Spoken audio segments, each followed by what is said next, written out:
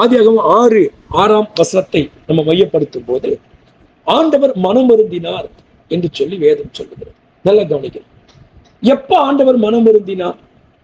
உலகத்தை படைத்த போதெல்லாம் நம்ம பைபிள்ல பார்த்தோம்னா ஒவ்வொன்றையும் ஒவ்வொரு நாளிலே படைத்த பின்பு ஆண்டவர் சொல்லுகிறார், எல்லாம் நல்லது, எல்லாம் நல்லது, எல்லாம் நல்லது என்று ஆண்டவர் கண்டார். அப்போ ஒரு காரியம் நல்லதா இருக்கும் போது கண்டிப்பா ஆண்டவர் அங்க துக்கப்பட்டிருப்பாரா, சந்தோஷப்பட்டிருப்பாரா? சந்தோஷப்பட்டிருப்பாரு. சரிங்களா? ஏன்னா எல்லாமே நல்லதாக இருக்கிறது. அப்ப நல்லதா இருக்கும் போது ஆண்டவர் பார்த்து சந்தோஷப்பட்டார். நம்முடைய வாழ்க்கையில கூட, நம்முடைய வாழ்க்கையில நடக்கிற ஒவ்வொரு நிகழ்வுகளும் ஒரு நாள் தொடங்கி மறுநாள் முடிகிற வரைக்கும், ஒரு இரவு முடிகிற வரைக்கும் நல்ல விஷயங்கள் நடக்கும் போது நம்ம சந்தோஷப்படுகிறோம். கணவன், மனைவி, பிள்ளைங்க எல்லாமே சந்தோஷப்படுறோம். ஆனால் நம்ம மனதுக்கு பிடிக்காத சில விஷயங்கள் நம்ம வாழ்க்கையில நடக்கும் போது நாம் மிகுந்த துக்கப்பட ஆரம்பிக்கும். ஒரு விஷயம் கூட நல்லதாவே நடக்கலையே, எல்லாமே துக்கப்படும்படியாவே இருக்குது. அதிகமாய் நம்முடைய வாழ்க்கையில நாம் ஒவ்வொரு நாளும் சந்தோஷப்படுகிற விஷயங்களை விட நாம் துக்கப்படக்கூடிய விஷயங்கள் தான் நம்ம வாழ்க்கையில அதிகமாய் நடக்குது. எத்தனை பேர் இது ஏத்துக்கிறீங்க?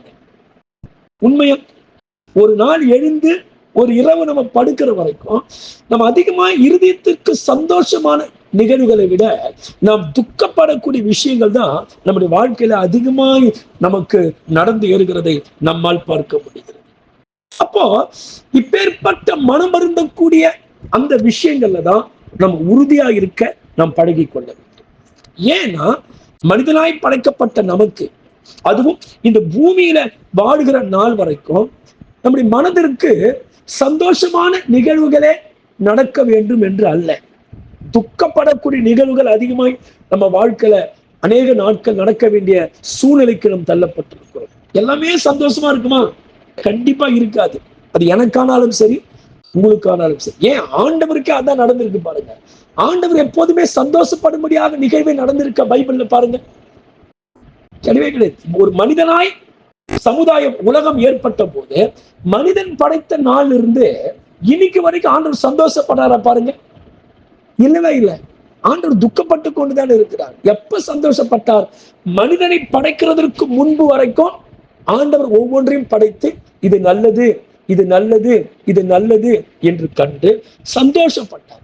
ஆனால் மனிதன் ஒரு கூட்டமாய் உருவான போது, மனிதர்கள் பூமியிலே பெருங்க துவங்கின போது, அவங்களுக்கு யோசிக்கிற அந்த சுதந்திரம் கிடைத்த போது, முடிவெடுக்கக்கூடிய அந்த சுதந்திரம் கிடைத்த போது, மனிதன் ஆண்டவரை துக்கப்படுத்தக்கூடிய நிகழ்வுகளை மனிதன் செய்தான்.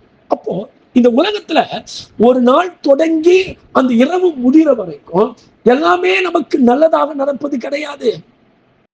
எல்லாம் துக்கமான விஷயங்கள் அநேகம் இருக்கலாம். சந்தோஷப்பட வேண்டிய நிகழ்வுகள் 1-2 நம்ம வாழ்க்கையில் இருந்தா கூட துக்கப்பட வேண்டிய விஷயங்கள் நம்ம வாழ்க்கையில நிறைய இருக்கலாம். அதுதான் அதிகமா இருக்கு நமக்கு.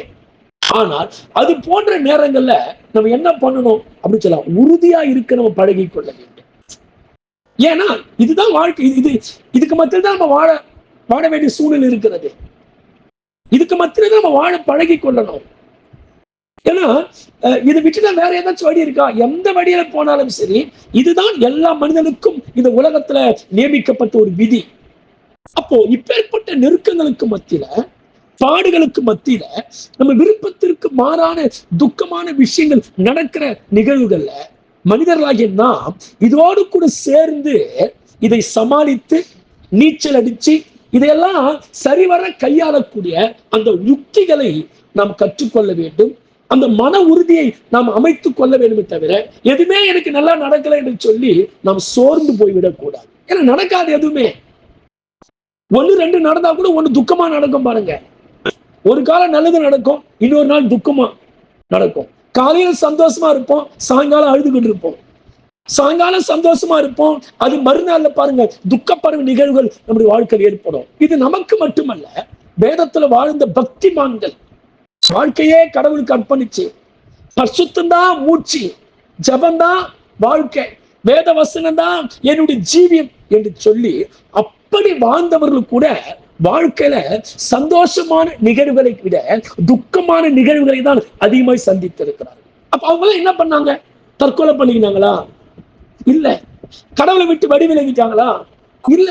இல்ல சோர்ந்து போய் படுத்து கொண்டார்களா?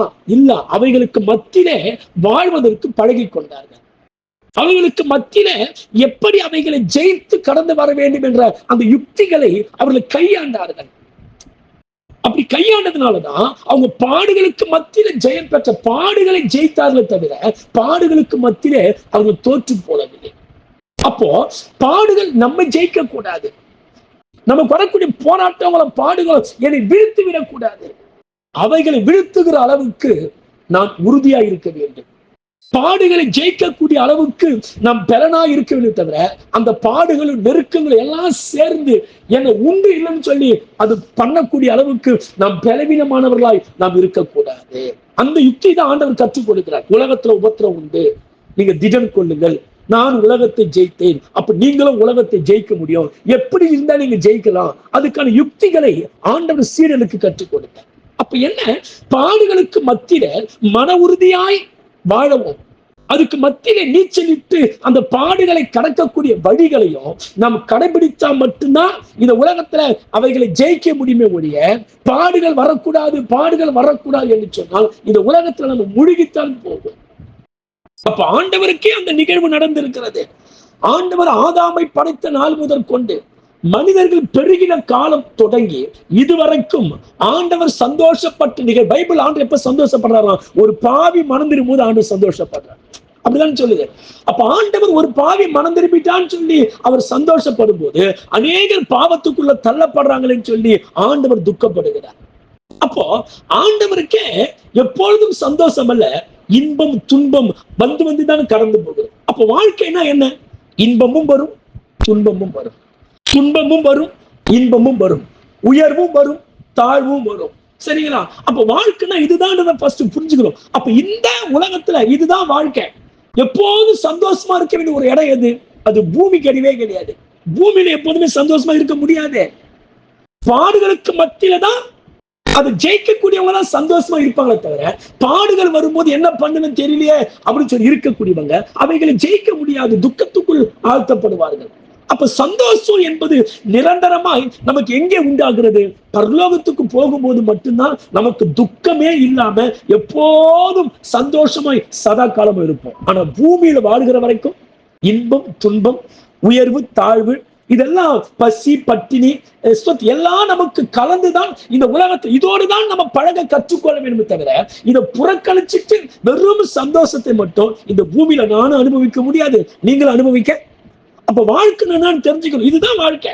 அப்ப இந்த வாழ்க்கைக்கு மத்தியில தான் நம்ம வாழ்வதற்கு பழகி கொள்ளணும்.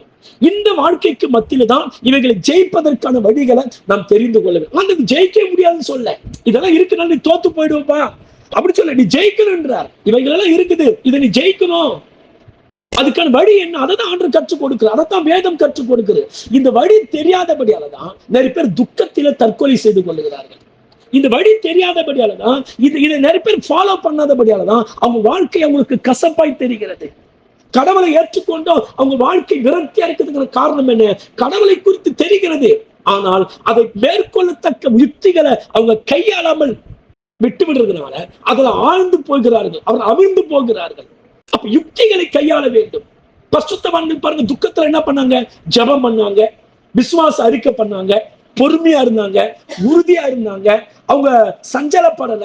அப்ப இது மாதிரி காரியங்களை செய்யும் போதுதான் அவைகளை ஜெயிக்க அவங்களால முடிந்தது. பவுல் சொல்றாரு பாருங்க, எவ்வளவோ பாடுகள் அதிகமா வந்துச்சு, ஆனாலும் பாடுகளுக்கு மத்தியில அவர் மனம் தளர்ந்து போகவில்லை, அவர் உறுதியா இருந்தார்.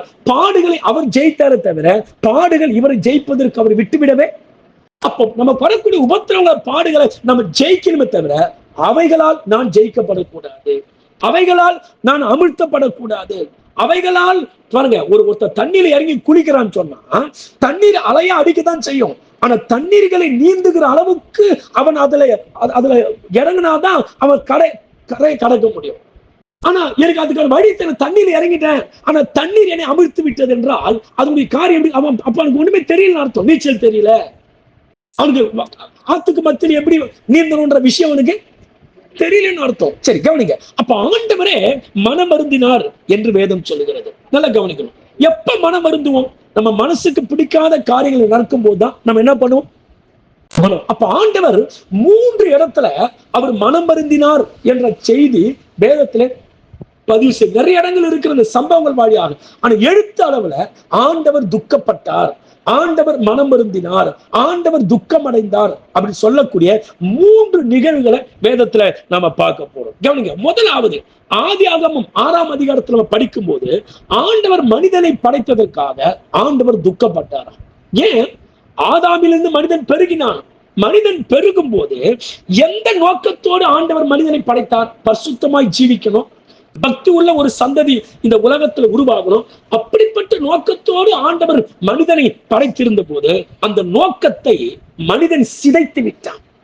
சிதைத்து விட்டான்னு சொன்னா ஊரு தெரியாம அழிச்சுட்டான். நிறைய பேர் பாருங்க, கல் எடுத்து ஒருத்தர் கொல்லும் போது முகத்தை குத்தி ஆளடிச்சே தெரியாம சாவடிச்சிருவான். அவனை கொன்று அவன் எரிச்சு அவன் ஆளே தெரியாம சதைச்சிருவான். அப்ப அது மாதிரி ஆண்டவர் எந்த நோக்கத்தோடு மனிதனை படைத்தார்? பக்தி உள்ள சந்ததி உருவாக வேண்டும், ஒரு பரிசுத்தம் உள்ள சந்ததியை இந்த உலகத்துல உண்டாக்க வேண்டும். அந்த நோக்கத்தையே மனிதன் ஊரு தெரியாம சிதைத்து விட்டான். அப்ப ஆண்டவர் சொல்றாரு, மனிதனை உண்டாக்கினதற்காக ஆண்டவர் இப்பதான் மனம் வருகிறார். சரி, எதுக்காக நான் படைச்சேன்? அந்த வடிவே இல்லாதபடிக்கு சதைச்சிட்டியே, எல்லாரும் பாவ சிந்தனைகளுக்குள்ள போயிட்டீங்களே, பரிசுத்தமா வாழக்கூடிய ஆட்கள் யாருமே இல்லையே. ஒரு குடும்பத்துல கணவன் மனைவி இருக்கும் போது ஒருவர் சரியாய் வாழவில்லை என்றாலும் கூட இருக்கிறவங்க மற்றவங்களாச்சும் என்ன பண்ணணும்?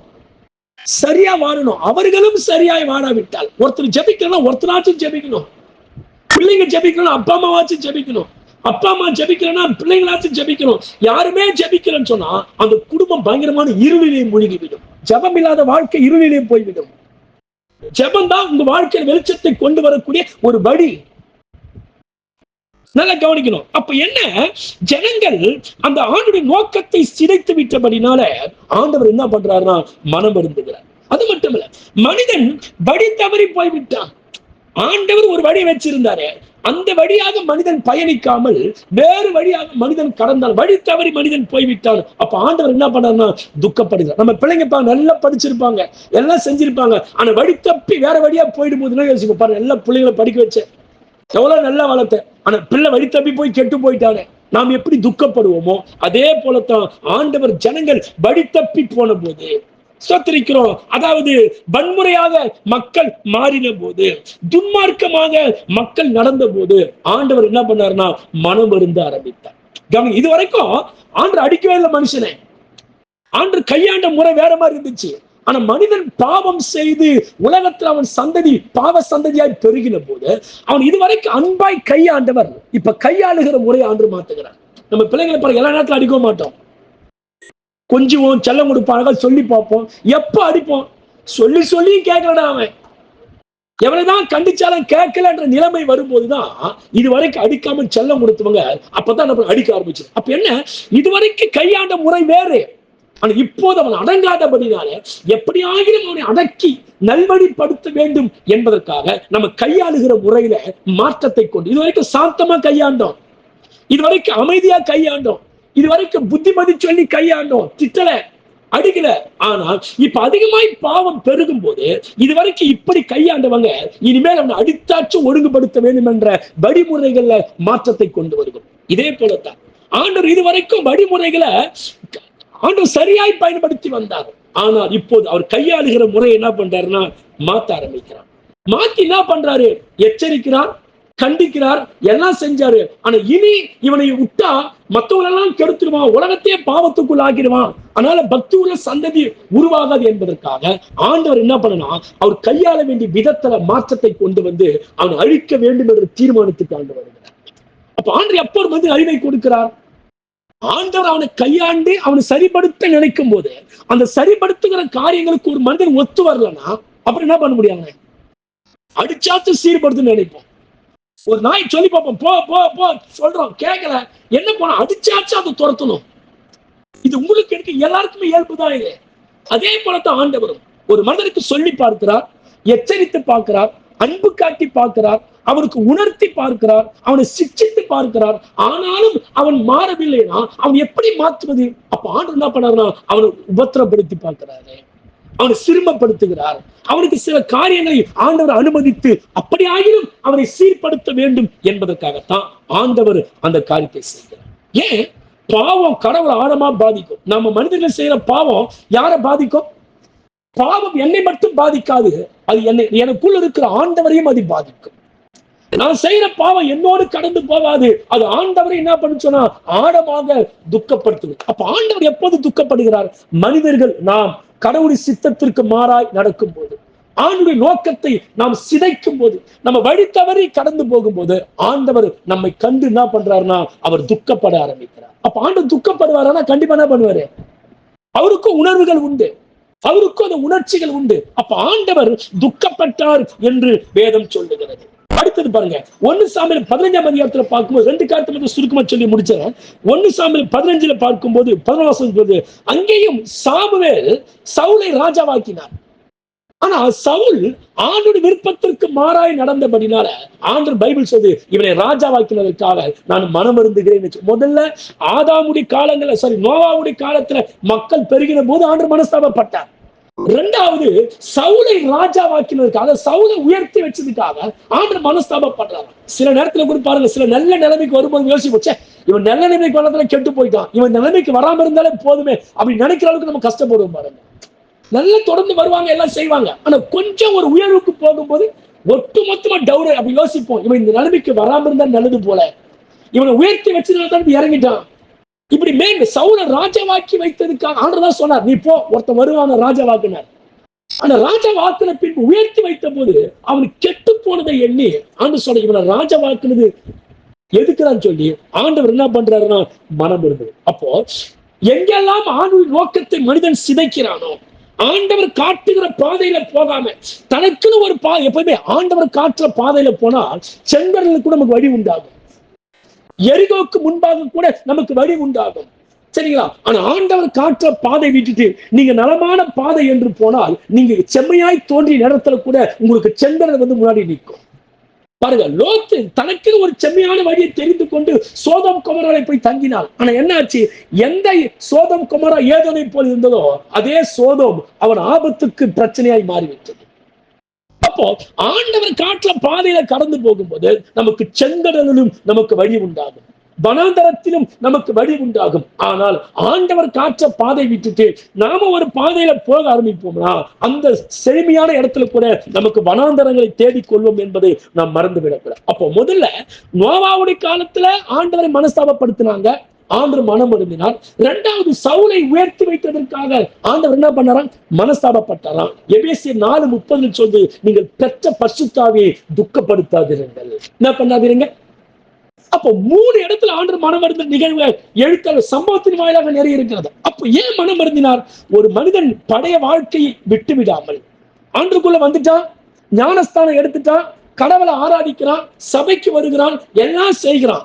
ஆனால் பழைய சுபாவங்கள் அவனுக்குள் மாறாம, பழைய வாழ்க்கை மாறாம அந்த பழைய வாழ்க்கைக்குள்ளவே ஒரு மனிதன் நிலைத்திருக்கும் போது பழையபடியான பேச்சு, பழையபடியான நடத்தைகள், பழையபடியான பாவங்கள் அதிலே ஒரு மனிதன் நிலைத்திருக்கும் போது, அவன் வாழ்கிற வாழ்க்கை முறை சரியில்லை என்று நினைக்கும் போது ஆண்டவர் என்ன பண்றாருங்க? நமக்குள்ள இருந்துகிட்டே நமக்கு துக்கப்படுது. ஆண்டவர் நமக்குள்ள துக்கப்படும் போது நமக்கு சமாதானமே இருக்காது. மனுஷன் தூங்குவோம், நிம்மதியா தூக்கம் வராது. சரியா? சாப்பிடுவோம், ஆனா திருப்தி இருக்காது. எல்லாத்தையும் ஆசீர்வாதமான கட்டத்தில் இருப்போம், ஆனா மனநிறைவு இருக்காது. என்ன காரணம்? எனக்குள்ள இருக்கிற ஆண்டவர் துக்கப்படுத்தி விட்டு நான் காரியங்களை செய்கிறதுனால எனக்குள்ள இருக்கிற ஆண்டவர் துக்கப்படும் போது என் வாழ்க்கையில் எனக்கு எதுவுமே சந்தோஷத்தை கொடுக்கல, எனக்கு எதுவுமே மனநிறைவை கொடுக்கல. ஆண்டவர் துக்கப்படும் போது நம்ம வாழ்க்கையில நமக்கு மனநிறைவை கிடைக்காது. மனநிறைவை அடைய வேண்டிய உயரத்தில் இருந்தாலும் சரி, ஆண்டவரை துக்கப்படுத்தக்கூடிய காரியங்களை செய்யும் போது நம்ம வாழ்க்கையில் எதுவுமே நமக்கு மனநிறைவு உண்டாகாது. அப்போ நம்முடைய பேச்சு, செயல்கள், நம்முடைய ஜீவிய முறைகள் எதுவுமே சரியில்லை என்ற நிலைமைக்கு வரும்போது ஆண்டவர் நமக்குள்ள என்ன பண்றாருங்க? துக்கப்படுகிறார். அப்ப பாவம், கீழ்ப்படியாமை, ஆன்மீக கடமைகளை மீறுவது, பரிசுத்தத்துக்கு முரணான செயல்களை செய்வது, இதெல்லாம் பாருங்க ஆண்டவரை துக்கப்படுத்த ஆரம்பிக்கிறது. என்ன பண்ணுதுங்க? இஸ்ரவேல் மக்களுடைய வாழ்க்கை முறை ஆண்டவர் துக்கப்படுத்துச்சு.